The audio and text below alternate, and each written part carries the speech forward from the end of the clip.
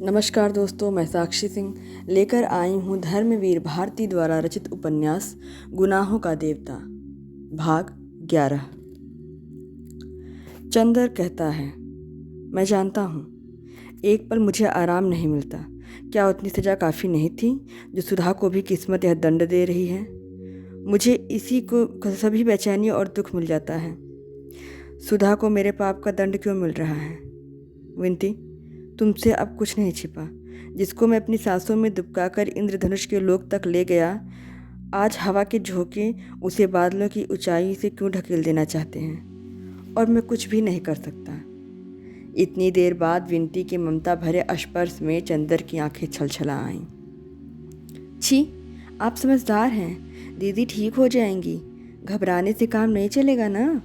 आपको हमारी कसम है, उदास मत होइए, कुछ सोचिए मत। दीदी बीमार हैं, आप इस तरह से करेंगे तो कैसे काम चलेगा? उठिए, दीदी बुला रही हैं। चंदर गया। सुधा ने इशारे से पास बुलाकर बिठा लिया।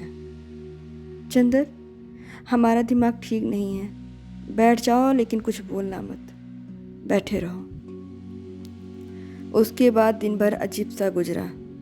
जब जब चंदर ने उठने की कोशिश की, सुधा ने उसे खींचकर बिठा लिया। घर तो उसे जाने ही नहीं दिया। विनती वहीं खाना ले आई। सुधा कभी चंदर की ओर देख लेती, फिर तकिए में मुंह गड़ा लेती। बोली एक शब्द भी नहीं, लेकिन उसकी आंखों में अजब सी कातरता थी। पापा आए, घंटों बैठे रहे, पापा चले गए। उसने चंदर का हाथ अपने हाथ में ले लिया, करवट बदली और तकिए पर अपने कपोलों से चंदर की हथेली दबाकर लेटी रही। पलकों से कितने ही गरम गरम आंसू छलक कर गालों से फिसल कर चंदर की हथेली भिगोते रहे। चंदर चुप रहा, लेकिन सुधा के आंसू जैसे नसों के सहारे उसके हृदय में उतर गए, और जब हृदय डूबने लगा तो उसकी पलकों पर उतर आए। सुधा ने देखा, लेकिन कुछ भी नहीं बोली। घंटा भर बहुत गहरी सांस ली, बेहद उदासी से मुस्कुरा कर कहा, हम दोनों पागल हो गए हैं। क्यों चंदर? अच्छा, अब शाम हो गई है, जरा लॉन पर चलें? सुधा चंदर के कंधे पर हाथ रखकर खड़ी हो गई। विनती ने दवा दी, थर्मामीटर से बुखार देखा, बुखार नहीं था। चंदर ने सुधा के लिए कुर्सी उठाई। सुधा ने हंसकर कहा, चंदर, आज बीमार हूँ तो कुर्सी उठा रहे हो, मर जाऊंगी तो अर्थी भी उठाने आना, वरना नरक मिलेगा, समझे ना? छी, ऐसा कुबोल ना बोला करो दीदी। सुधा लॉन में कुर्सी पर बैठ गई।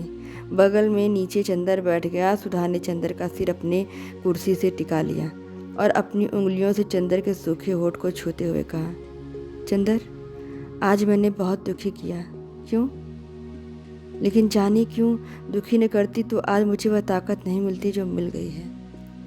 और सहसा कहकर सुधा चुप हो गई और चंदर के सिर को अपनी गोद में खींचती हुई सुधा से कहा, आराध्य मेरे, आज तुम्हें बहुत सी बातें बताऊंगी, बहुत सी बातें।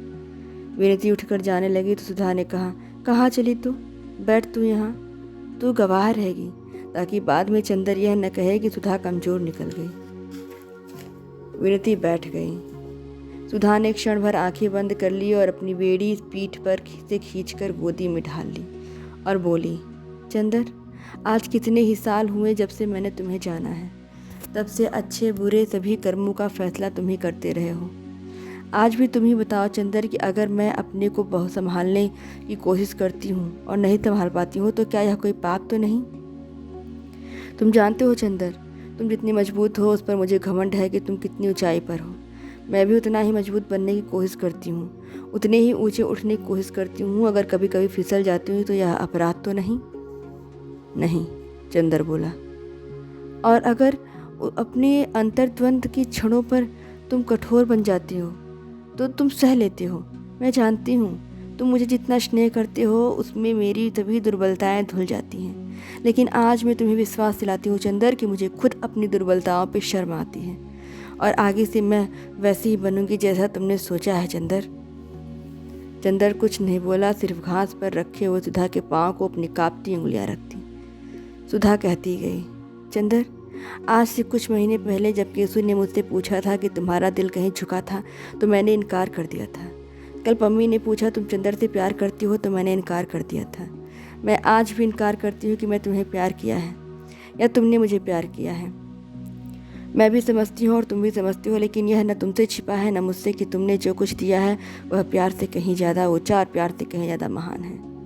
मैं ब्याह नहीं करना चाहती थी। मैंने परसों इनकार कर दिया था। इतनी रोई खींची थी। बाद में मैंने सोचा यह गलत है, यह स्वार्थ है। जब पापा मुझे इतना प्यार करते हैं तो मुझे उनका दिल नहीं दुखाना चाहिए। पर मन के अंदर जो खींच थी, जो कुढ़न थी, वो कहीं तो उतरती है। वह मैंने अपनी पे उतार दी।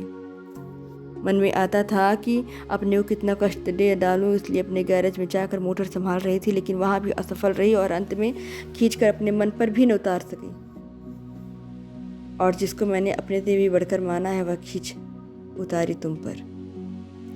चंदर ने सुधा की ओर देखा। सुधा मुस्कुरा कर बोली, ना, ऐसे मत देखो। यह मत समझो कि अपने आज के व्यवहार के लिए मैं तुमसे क्षमा मांगूंगी। मैं जानती हूँ मांगने से तुम दुखी भी होगी और डांटने भी लगोगे। खैर, आज से मैं अपना रास्ता पहचान गई हूँ। मैं जानती हूँ कि मुझे कितना संभल कर चलना है। तुम्हारे सपनों को पूरा करने के लिए मुझे अपने को क्या बनाना होगा, ये भी समझ गई हूँ। मैं खुश रहूँगी, सबल रहूँगी और सशक्त रहूँगी। जो तुम रास्ता दिखाओगे उधर ही चलूँगी। लेकिन एक बात बताओ चंदर, मैंने ब्याह कर लिया और वहाँ सुखी न रह पाई, फिर और उन्हें वह भावना, वह उपासना न दे पाई, और फिर तुम्हें दुख हुआ तब?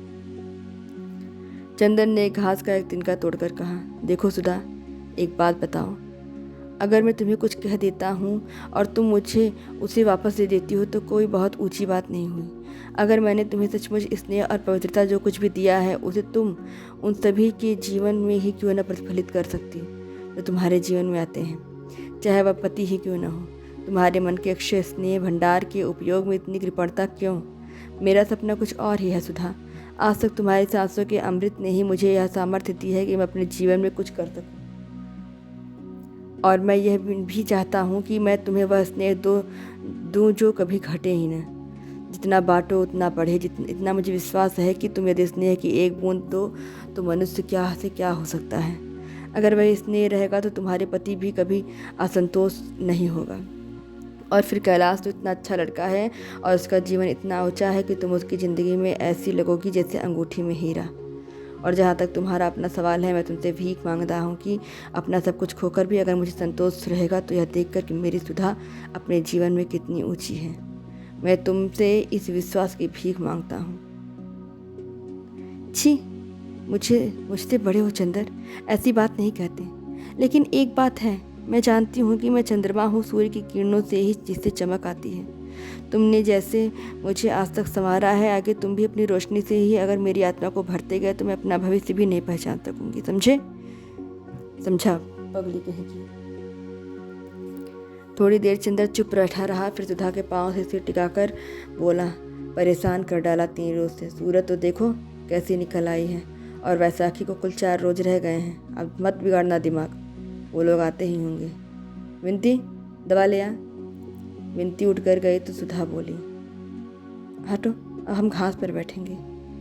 और घास पर बैठकर वह बोली, लेकिन एक बात है, आज से लेकर ब्याह तक तुम हर अवसर पर हमारे सामने रहना।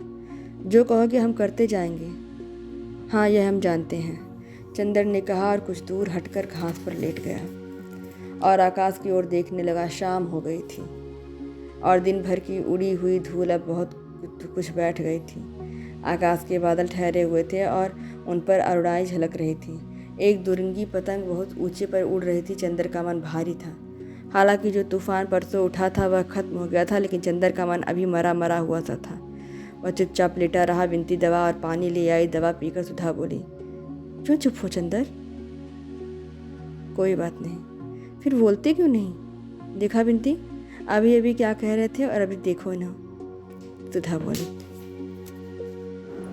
हम अभी बताते हैं इन्हें। विनती बोली और गिलास में थोड़ा सा पानी लेकर चंदर के ऊपर फेंक दिया। चंदर चौंक कर उठ बैठा और बिगड़ कर बोला, ये क्या बदतमीजी है? अपनी दीदी को जैसे दुलार दिखाया करो। तो क्यों पड़े थे ऐसे? बात करेंगे ऋषि मुनियों जैसे और उदास रहेंगे बच्चों की तरह। वाह रे चंदर बाबू, विनती ने हंसकर कहा। दीदी, ठीक किया ना मैंने? बिल्कुल ठीक, ऐसे ही इनका दिमाग ठीक होगा। इतने में डॉक्टर शुक्ला आए और कुर्सी पर बैठ गए। सुधा के माथे पर हाथ रखकर देखा। अब तो तू ठीक है। हाँ पापा। विनती, कल तुम्हारी माता जी आ रही हैं। अब वैसाखी की तैयारी करनी है। सुधा के जेठ आ रहे हैं और सास। सुधा चुपचाप उठकर चली गई। चंदर, विनती और डॉक्टर साहब बैठे उस दिन का बहुत सा कार्यक्रम बनाते रहे। चंदर को सबसे बड़ा संतोष था कि सुधा ठीक हो गई थी। वैसाखी पूनम के दिन एक दिन पहले से ही विनती ने घर को इतना साफ कर डाला था कि घर चमक उठा था। यह बात तो दूसरी है कि स्टडी रूम की सफाई में विनती ने चंदर के बहुत से कागज उहाड़ कर फेंक दिए थे और आंगन धोते वक्त उसने चंदर के कपड़े को छींटे से तर कर दिया था। उसके बदले में चंदर ने विनती को डांटा था और सुधा देख देख कर हंस रही थी और कह रही थी, तुम क्यों चिढ़ रहे हो? तुम्हें देखने थोड़ी ही आ रही है हमारी सास। वैसाखी पूनम की सुबह डॉक्टर साहब और बुआ जी गाड़ी लेकर उनको लिवान लाने गए। चंदर बाहर बरामदे में बैठा अखबार पढ़ रहा था और सुधा अंदर के कमरे में बैठी थी। अब 2 दिन उसे बहुत दब ढक कर रहना होगा। वह बाहर नहीं घूम सकती थी क्योंकि जाने कैसे और कब उसकी सास आ जाए और देख ले। बुआ समझ गई थी और उसने एक गंभीर आज्ञाकारी लड़की की तरह मान लिया था। अपने कमरे में चुपचाप बैठी थी। विनती कढ़ी के लिए बेसन फेंट रही थी और महाराजिन ने रसोई में दूध चढ़ा रखा था। सुधा चुपके से आई, किवाड़ के आड़ से देखा कि पापा और बुआ की मोटर आ तो नहीं रही है। जब देखा कि कोई नहीं है तो आकर चुप्पे से खड़ी हो गई और पीछे से चंदर के हाथ से अखबार ले लिया। चंदर ने पीछे देखा तो सुधा एक बच्चे की तरह मुस्कुरा दी और बोली, क्यों चंदर, हम ठीक हैं ना? ऐसे ही रहे ना? देखा, तुम्हारा कहना मानते हैं ना हम? हाँ सुधी, तभी तो हम तुमको इतना दुलार करते हैं। लेकिन चंदर, एक बार आज रो लेने दो, फिर उनके सामने नहीं रो सकेंगे।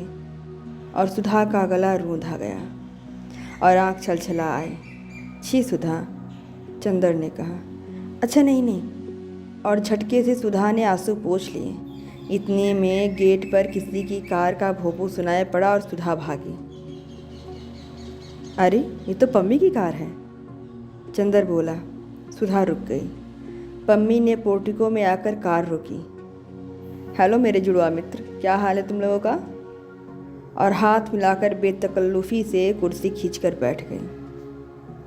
इन्हें अंदर ले चलो, वरना अभी वो लोग आ जाएंगे चंदर, सुधा बोली। नहीं, मुझे बहुत जल्दी है। आज शाम को बाहर जा रही हूँ। बर्टी अब मसूरी चला गया है, वहाँ से उसने मुझे भी बुलाया है। उसके हाथ में कहीं शिकार में चोट लग गई है तो मैं आज जा रही हूँ, सुधा बोली। हमें ले चलिएगा? चलिए कपूर, तुम भी चलो, जुलाई में लौट आना, पम्मी ने कहा। जब अगले साल हम लोग की मित्रता की वर्षगांठ होगी तो मैं चलूँगा, चंदर ने कहा। अच्छा, अलविदा, पम्मी बोली। चंदर और सुधा ने हाथ जोड़े तो पम्मी ने आगे बढ़कर सुधा का मुंह हथेलियों से उठाकर उसकी पलकें चूम ली और बोली, मुझे तुम्हारी पलकें बहुत अच्छी लगती हैं। अरे, इनमें आंसुओं का स्वाद है। अभी रोई थी क्या?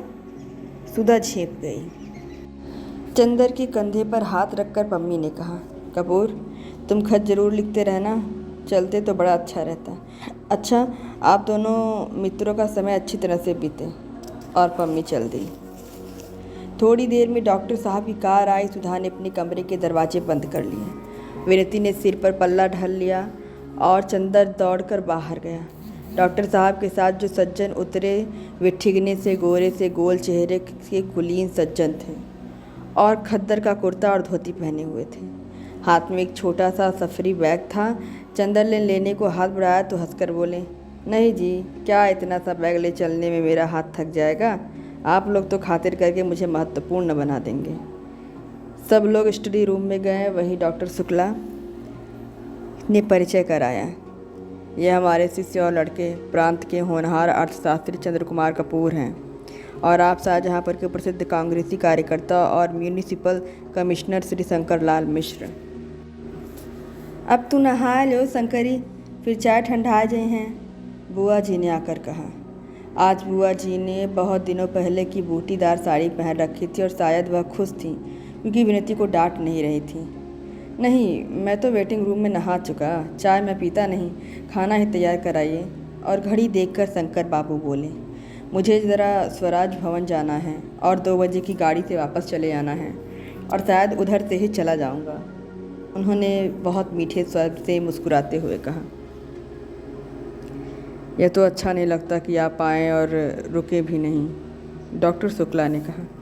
हाँ, मैं खुद रुकना चाहता था, लेकिन माँ जी की तबीयत ठीक नहीं है। कैलाश भी कानपुर गया हुआ है, मुझे जल्दी जाना चाहिए।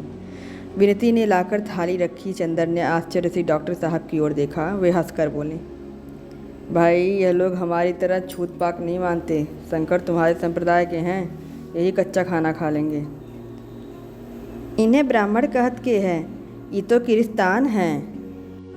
हमरो धर्म बिगाड़न हियाँ आए के, बुआ जी बोली। बुआ जी ने ही यह शादी तय कराई थी, लड़का बताया था और दूर के रिश्ते से वह कैलाश और शंकर की भाभी लगती थी। शंकर बाबू ने हाथ धोए और कुर्सी खींचकर बैठ गए। चंदर की ओर देखकर बोले, आइए होनहार डॉक्टर साहब, आप तो मेरे साथ खा सकते हैं। नहीं, आप खाइए, चंदर ने तकल्लुफ़ करते हुए कहा। अजी वाह, मैं ब्राह्मण हूँ शुद्ध, मेरे साथ खाकर आपको जल्दी मोक्ष मिल जाएगा। कहीं हाथ में तरकारी लगी रह गई तो आपके लिए स्वर्ग के फाटक फ़ौरन खुल जाएंगे। खाओ।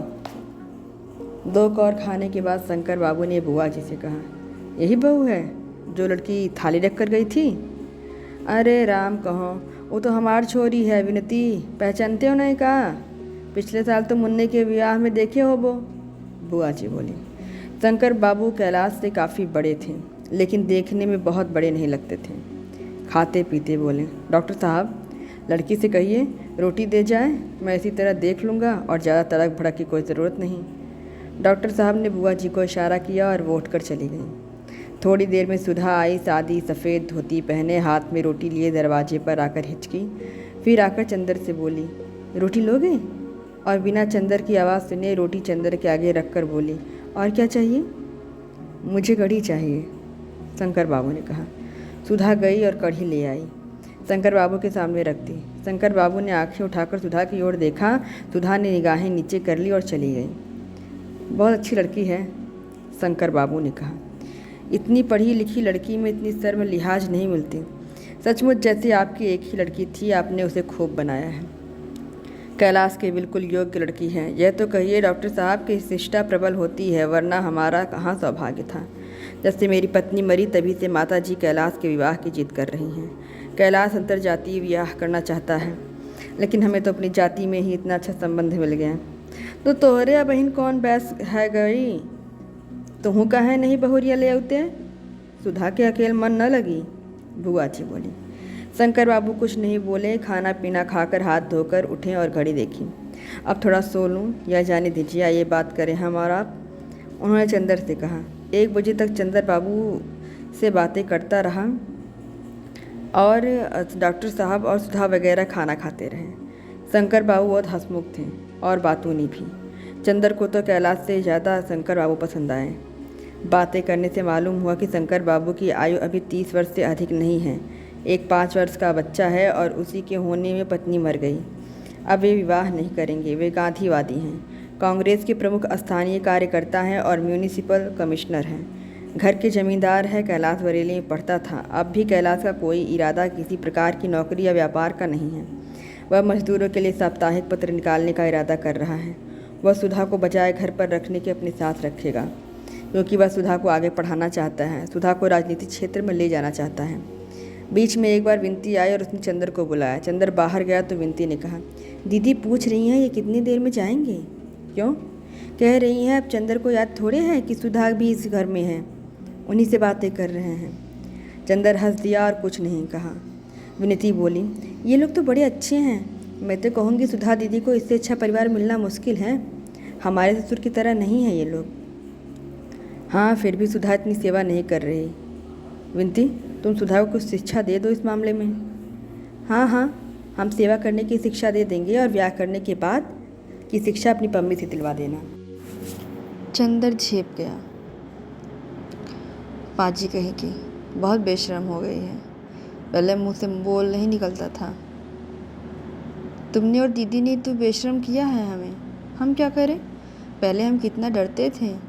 विनती ने उसी तरह गर्दन टेढ़ी करके कहा और मुस्कुरा कर भाग गई। जब डॉक्टर साहब आए तो शंकर बाबू ने कहा, अब तो मैं जा रहा हूँ, यह माला मेरी ओर से बहू को दे दीजिए। और उन्होंने बड़ी सुंदर मोतियों की माला बैग से निकाली और बुआ जी के हाथ में दे दी। हाँ, एक बात है, शंकर बाबू बोले, ब्याह हम लोग महीने भर के अंदर ही करेंगे। आपकी सब बात हमने मानी, यह बात आपको हमारी माननी होगी। इतनी जल्दी? डॉक्टर शुक्ला चौंक उठे। यह असंभव है शंकर बाबू, मैं अकेला हूँ, आप जानते हैं। नहीं, आपको कोई कष्ट न होगा, शंकर बाबू बहुत मीठे स्वर में बोले।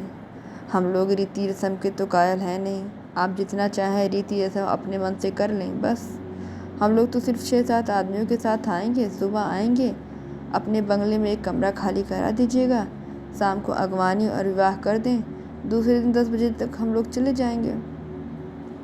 यह नहीं होगा, डॉक्टर साहब बोले, हमारी तो अकेली लड़की है और हमारे भी तो कुछ हौसले हैं, और फिर लड़की की बुआ तो यह कभी भी नहीं स्वीकार करेंगी। देखिए, मैं आपको समझा दूं, कैलाश शादियों में तड़क भड़क के सख्त खिलाफ हैं। पहले तो वह इस जाति में विवाह नहीं करना चाहता था, लेकिन जब मैंने उसे भरोसा दिलाया कि बहुत ज़्यादा विवाह होगा तभी वह राजी हुआ। इसलिए आप मान ही लें कि फिर विवाह के बाद तो ज़िंदगी पड़ी है। आपकी अकेली लड़की है, जितना चाहिए करिए, रहा कम समय का तो शुभ से शीघ्रम, फिर आपको कुछ खास इंतजाम भी नहीं करना। अगर कुछ हो तो कहिए, मैं यहीं रह जाऊं, आपका काम करवा दूं। शंकर बाबू हंसकर बोले। कुछ देर तक बातें होती रहीं। अंत में शंकर बाबू ने अपने सौजन्य और मीठे स्वभाव से सभी को राजी कर ही लिया। उसके बाद उन्होंने सबसे विदा मांगी। चलते वक्त बुआ जी और डॉक्टर साहब के पैर छुए। चंदर ने हाथ मिलाया और शंकर बाबू सबका मन जीत कर चले गए। बुआ जी ने माला हाथ में ली, उसे उलट पलट कर देखा और बोले, एक ऊ आए रहे जूता खोर, एक ठो कागज थमाए के चले गए और एक गहरी सांस लेकर चले गए। डॉक्टर साहब ने सुधा को बुलाया, उसके हाथ में वह माला रखकर उसे चिपटा दिया। सुधा बाबा की गोद में मुंह छुपाकर रो पड़ी। उसके बाद सुधा चली गई और चंदर, डॉक्टर साहब और बुआ जी बैठे शादी के इंतजाम की बातें करते रहे। यह तय हुआ कि अभी तो इन्हीं की इच्छा अनुसार विवाह कर दिया जाए, फिर यूनिवर्सिटी खोलने पर सभी को बुलाकर अच्छी दावत वगैरह दे दी जाए। यह भी तय हुआ कि बुआ जी गांव जाकर अनाज, घी, बढ़िया और नौकर वगैरह का इंतजाम कर लाएं और 15 दिन के अंदर लौट आएं। अगवानी ठीक 6 बजे शाम को हो जाए और सुबह के नाश्ते में क्या दिया जाए यह सभी डॉक्टर साहब ने तय कर डाला। लेकिन निश्चय यह किया गया कि चूँकि आदमी बहुत कम आ रहे हैं, अंततः सुबह शाम के नाश्ते का काम यूनिवर्सिटी के किसी रेस्तरां को दे दिया जाए। इसी बीच विनती खरबूजा और शरबत लाकर रख गई और चंदर ने बहुत आराम से शरबत पीते हुए पूछा, किसने बनाया है? सुधा दीदी ने। आज बड़ी खुश मालूम पड़ती है, चीनी बहुत कम छोड़ी है, चंदर बोला। बुआ और विनती दोनों हंस पड़ी। थोड़ी देर बाद चंदर उठकर भीतर गया तो देखा सुधा अपने पलंग पर बैठी सामने एक किताब रखे जाने क्या देख रही है और सामने वह माला पड़ी है। चंदर गया और बोला, सुधा, आज मैं बहुत खुश हूँ। सुधा ने आंखें उठाई और चंदर की ओर देखकर मुस्कुराने की कोशिश की और बोली, मैं भी बहुत खुश हूँ। क्यों, तय हो गया इसलिए? नहीं चंदर, तुम खुश हो इसलिए। और एक गहरी सांस लेकर किताब बंद कर दी। कौन सी किताब है सुधा? कुछ नहीं, इस पर उर्दू के कुछ अशआर लिखे हैं जो गेसु ने सुनाए थे। चंदर ने विनती की ओर देखा। विनती, कैलाश तो जैसा है वैसा ही है, लेकिन शंकर बाबू के साथ तारीफ मैं नहीं कर सकता। क्या राय है तुम्हारी? हाँ, है तो सही। दीदी इतनी सुखी रहेंगी कि बस। दीदी, हमें भूल मत जाना, समझी?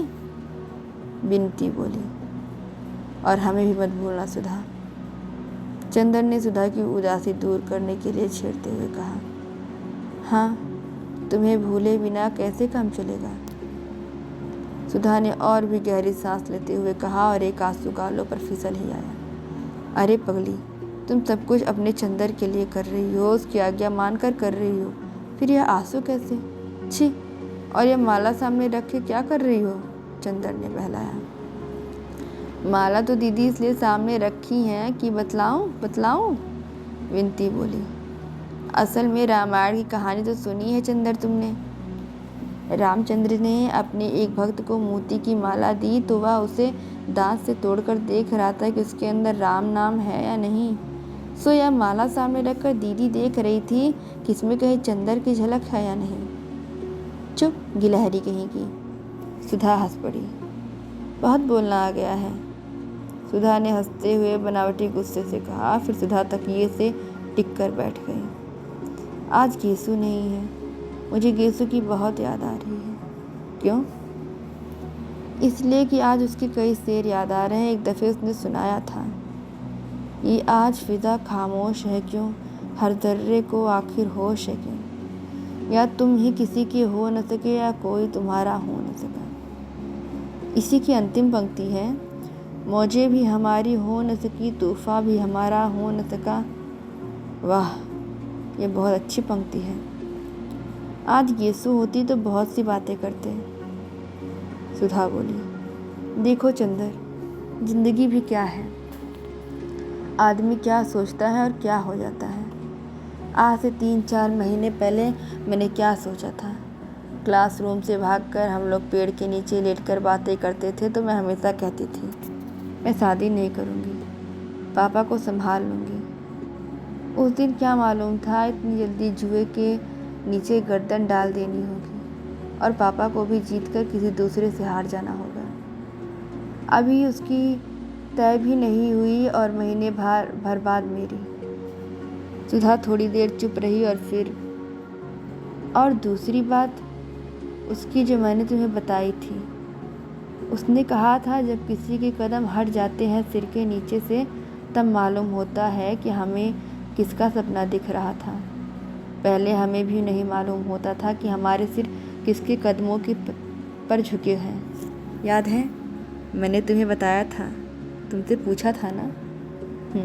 याद है, चंदर ने कहा। विनती उठकर चली गई, लेकिन सुधा या चंदर किसी ने ध्यान नहीं दिया। चंदर बोला, लेकिन सुधा, इन सब बातों को सोचने से क्या फ़ायदा? आगे का रास्ता सामने है, बढ़ो। हाँ, सो तो है ही देवता मेरे। कभी कभी जाने कितनी पुरानी बातें मन में आ जाती हैं और मन करता है कि बस सोचती ही जाऊं। जाने क्यों मन को बड़ा संतोष मिलता है। और चंदर, जब मैं वहाँ रहूँगी तुमसे दूर तो इन्हीं स्मृतियों के अलावा और क्या शेष रहेगा? तुम्हें वो दिन याद है जब मैं गेसु के यहाँ नहीं जा पाई थी और उस स्थान पर हम लोगों में झगड़ा हो गया था? चंदर, वहाँ सब कुछ है, लेकिन मैं लड़ूंगी झगड़ूंगी किससे? चंदर एक फीकी सी हंसी हंसकर बोला, अब क्या जन्म भर बच्ची बनी रहोगी? हाँ चंदर, चाहती तो यही थी, लेकिन ज़िंदगी तो ज़बरदस्ती सब कुछ छीन लेती है और बदले में कुछ भी नहीं देती। आओ चलो लॉन पर चलें, शाम को तुमसे ही बात करेंगे।